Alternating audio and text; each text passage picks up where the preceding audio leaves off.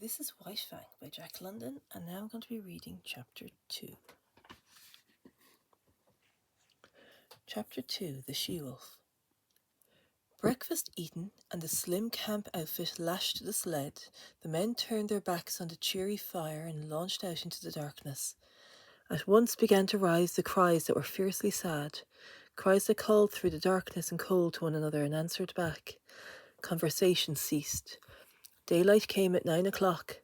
At midday, the sky to the south warmed to rose colour and marked where the bulge in the earth intervened between the meridian sun and the northern world. But the rose colour swiftly faded. The grey light of day that remained lasted until 3 o'clock, when it too faded, and the pall of the Arctic night descended upon the lone and silent land. As darkness came on, the hunting cries to right and left and rear drew closer, so close that more than once they sent surges of fear through the toiling dogs, throwing them into short-lived panics. At the conclusion of one such panic, when he and Henry had got the dogs back into traces, Bill said, "I wish they didn't strike game somewhere and go away and leave us alone." "They do get on the nerves horrible," Henry sympathised.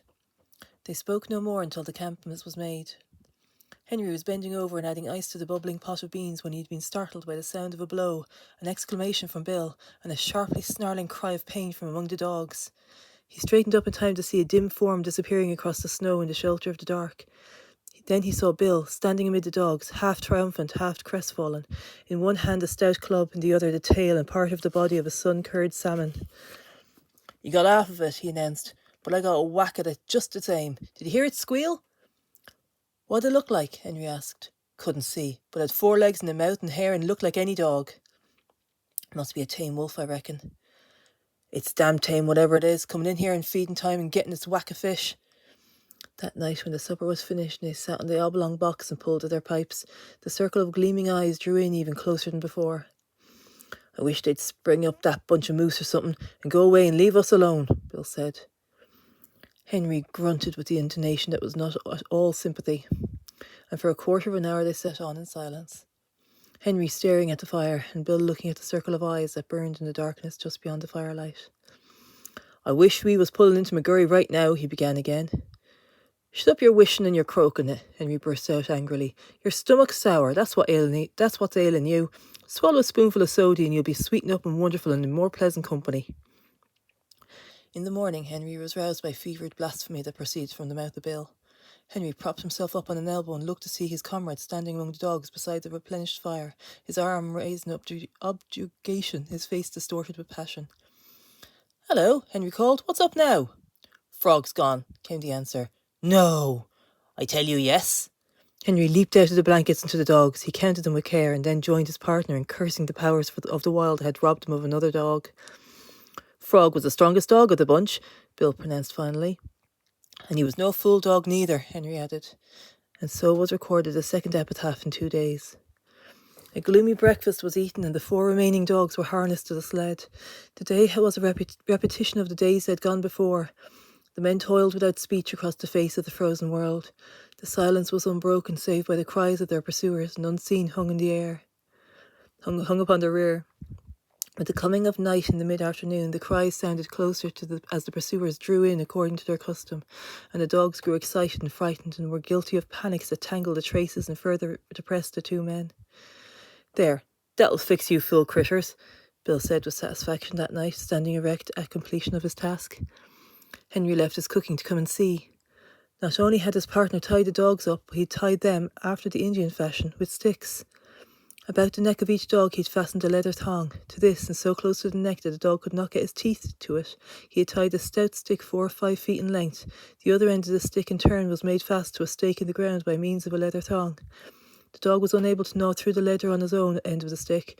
The stick prevented him from getting to the leather that fastened the other end. Henry nodded his head approvingly. "It's the only contraption that'll ever hold one ear," he said. "He can gnaw through leather as clean as a knife and just about half as quick. They'll all be here in the morning, hunky-dory." "You just bet they will," Bill affirmed. "If one of them turns up missing, I'll go without my coffee." "They just know we ain't loaded to kill," Henry remarked at bedtime, indicating the gleaming circle to hem them in. "If you could put a couple of shots in them, they'd be more respectful. They come closer every night. Get the firelight out of your eyes and look hard. There, do you see that one?" For some time the two men amused themselves with watching the movement of vague forms on the edge of the firelight. By looking closely and steadily at where the pair of eyes burned in the darkness, the form of the animal would slowly take shape. They could even see these forms move at times. A sound among the dogs attracted the men's attention. One ear was uttering quick, eager whimpers, lunging at the length of his stick towards the darkness and detesting how again and again, in order to make frantic attacks on the stick with his teeth. "Look at that, Bill," Henry whispered. Full into firelight with a stealthy sidelong movement glided a dog-like animal. It moved with commingled mistrust and daring, cautiously observing the men, his attention fixed on the dogs. One ear strained the full length of the stick towards the intruder and whined with eagerness. "That fool One Ear don't seem scared much," Bill said in a low tone. "It's a she-wolf," Henry whispered back, "and that accounts for Fatty and Frog. She's the decoy for the pack. She drives out the dog and then all the rest pitches in and eats him up." The fire crackled, the log fell apart with a loud spluttering noise. At the sound of it, the strange animal leapt back into the darkness. "Henry, I'm a-thinking," Bill announced. "Thinking what?" "I'm thinking that was the one I lambasted with the club." "Ain't the slightest doubt in the world," was Henry's response. "And right here I want to remark," Bill went on, that animal's familiarity with campfires is suspicious and immoral." "It knows for certain more than the self-respecting wolf ought to know," Henry agreed. "A wolf that knows enough to come in with the dogs and feed in time has had experiences." "Old villain had a dog once that ran away with the wolves," Bill conjugated aloud. "I ought to know. I shot it out of the pack in a moose pasture over in Little Stick. An old villain cried like a baby. Hadn't seen it for 3 years, he said. Been with the wolves all the time." "I reckon you've called a turn, Bill. That wolf's a dog, and it's eaten fish many a time from the hand of man." "And if I get a chance at it, that wolf would be a dog, be just meat," Bill declared. "We can't afford to lose no more animals." "But you've only got 3 cartridges," Henry objected. "I'll wait for a dead sure shot," was the reply. In the morning, Henry renewed the fire and cooked breakfast to the accompaniment of his partner's snoring. "You was sleeping just too comfortable for anything," Henry told him as he routed him out for breakfast. "I hadn't the heart to rouse you." Bill began to eat sleepily. He noticed that his cup was empty and he started to reach for the pot, but the pot was beyond the arm's length and beside Henry. "Say, Henry," he said, chided gently, "ain't you forgot something?" Henry looked about with great carefulness and shook his head. Bill held up the empty cup. "You don't get no coffee," Henry announced. "Ain't run out?" Bill asked anxiously. "Nope." "Ain't thinking it'll hurt my digestion?" "Nope." A flush of angry blood pervaded Bill's face. "Then it's just warm and anxious than I am to be hearing you explain yourself," he said. "Spanker's gone," Henry answered. Without haste, with the air of one resigned to misfortune, Bill turned his head and from where he sat he counted the dogs. "How'd it happen?" he asked apathetically. Henry shrugged his shoulders. "Don't know. Unless One Ear gnawed him loose. He couldn't have done it himself, that's sure." "The darn cuss," Bill spoke gravely and slowly, with no hint of the anger that was raging within. "Just because he couldn't chew himself loose, he chews Spanker loose." "Well, Spanker's troubles is over anyway. I guess he's digested by this time and comforting over the landscape in the bellies of 20 different old wolves," was Henry's epitaph on this, the latest lost dog. "Have some coffee, Bill." But Bill shook his head. "Go on," Henry pleaded, elevating the pot. Bill shoved his cup aside. "I'll be ding-dong-danged if I do. I said I wouldn't if any dog turned up missing, and I won't." "It's darn good coffee," Bill said enticingly. But Bill was stubborn and ate a dry breakfast, washed down with mumbled curses at One Ear for the trick he had played. "I'll tie him up out of reach of each other tonight," Bill said as they took the trail. They had travelled little more than 100 yards when Henry, who was in front, bent down and picked up something with which his snowshoe had collided. It was dark and he could not see it, but he recognised it by touch. He flung it back so that it struck the sled and bounced along until it fetched up on Bill's snowshoe. "Maybe you'll need that in your business," Henry said. Bill uttered an exclamation. If that was all that was left of Spanker, the stick with which he'd been tied. "They ate him hide and all," Bill announced. "The stick's as clean as a whistle. They've ate the leather off in both ends. They're damn hungry, Henry, and they've have you and me guessing before this trip's over." Henry laughed defiantly.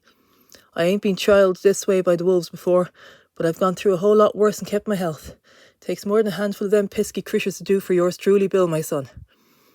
I don't know, Bill muttered ominously. You'll know we'll right when we pull into McGurdy." "I ain't feeling special enthusiastic," Bill persisted. "You're off colour, that's what's the matter with you," Henry dogmatised. "What you need is quinine, and I'm going to dose you up stiff as soon as we make McGurry." Bill grunted his disagreement with the diagnosis and lapsed into silence. The day was like all the days. Light came at 9 o'clock. At 12 o'clock the southern horizon was warmed by the unseen sun, and then began the cold grey afternoon that would merge 3 hours later into night. It was just after the sun's futile effort to appear that Bill slipped the rifle from under the sled lashings and said, "You keep right on, Henry. I'm going to see what I can see." "You better stick by the sled," his partner protested. "You've only got 3 cartridges and there's no telling what might happen." "Who's croaking now?" Bill demanded triumphantly. Henry made no reply and plodded on alone, though often he cast anxious glances back into the grey solitude where his partner had disappeared. An hour later, taking advantage of the cut-offs round which the sled had to go, Bill arrived. "They're scattered and ranging long wide," he said, "keeping up with us and looking for game at the same time. You see, they're sure of us, only they know they've got to wait to get us. In the meantime, they're willing to pick up anything edible that comes handy." "You mean they think they're sure of us?" Henry objected pointedly. But Bill ignored him. "I seen some of them. They're pretty thin. They ain't had a bite in weeks, I reckon, outside of Fatty and Frog and Spanker. And there's so many of them that didn't go far. They're remarkably thin. Their ribs is like washboards and their stomachs is right up against their backbones. They're pretty desperate, I can tell you. They'll be going mad yet, and then watch out." A few minutes later, Henry, who was now travelling behind the sled, emitted a low warning whistle. Bill turned and looked and then quietly stopped the dogs. To the rear, from around the last bend and plainly into view, on the very trail they had just covered, trotted a furry, slinking form. Its nose was to the trail and it trotted with a peculiar, sliding, effortless gait. When they halted, it halted, throwing up its head and regarding them steadily with nostrils that twitched as if cotton studied the scent of them. "It's the she-wolf," Bill answered. The dogs had lain down in the snow and he walked past them to join his partner in the sled. Together they watched the strange animal that had pursued them for days and had already accomplished the destruction of half their dog team. After a searching scrutiny, the animal trotted forward a few steps. This it repeated several times till it was a short 100 yards away.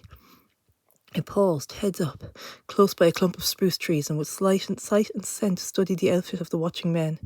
It looked at them with a strangely wistful way, after the manner of a dog, but in its wistfulness there was none of the dog affection. It was a wistfulness bred from hunger, as cruel as its fangs, as merciless as the frost itself.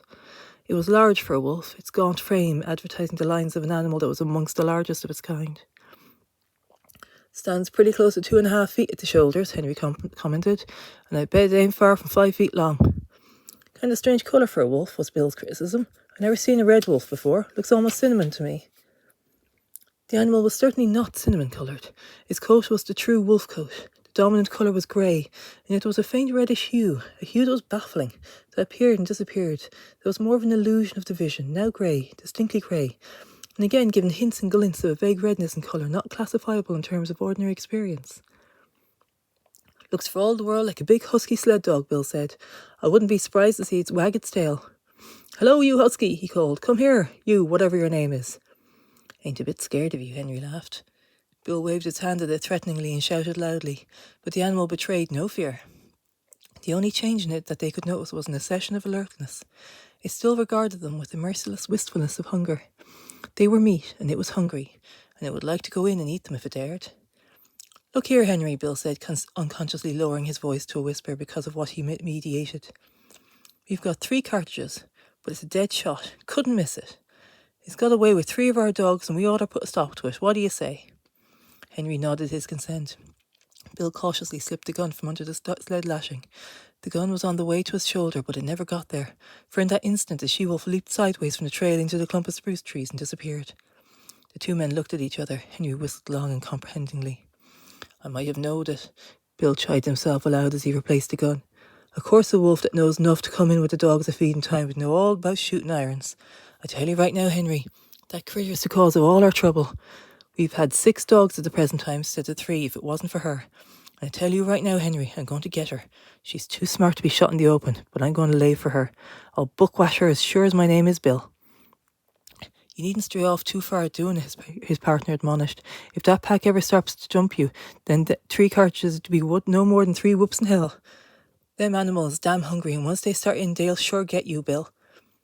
They camped early that night. 3 dogs could not drag the sled so far an hour for so long as they could 6, but they were showing unmistakable signs of playing out, and the men went early to bed, Bill first seeing to it the dogs were tied out of gnawing reach of each one another. But the wolves were growing bolder, and the men were aroused more than once from their sleep. So near did the wolves approach that the dogs became frantic with terror, and it was necessary to replenish the fire from time to time in order to keep the adventurous marauders at safer distance. "I've heard sailors talk of sharks following a ship," Bill remarked, as he crawled back into the blankets after one such replenishing of the fire. "Well, them wolves is land sharks. They know their business better than we do, and they ain't a-holding their trail this way for their health. They're going to get us. They're sure going to get us, Henry." "They've half got you already, talking like that," Henry retorted sharply. "A man's half licked when he says it, and you're half eaten from the way you're going on about it." "They got away with better men than you and me," Bill answered. "Oh, shut up your croaking, you're making me all fire tired."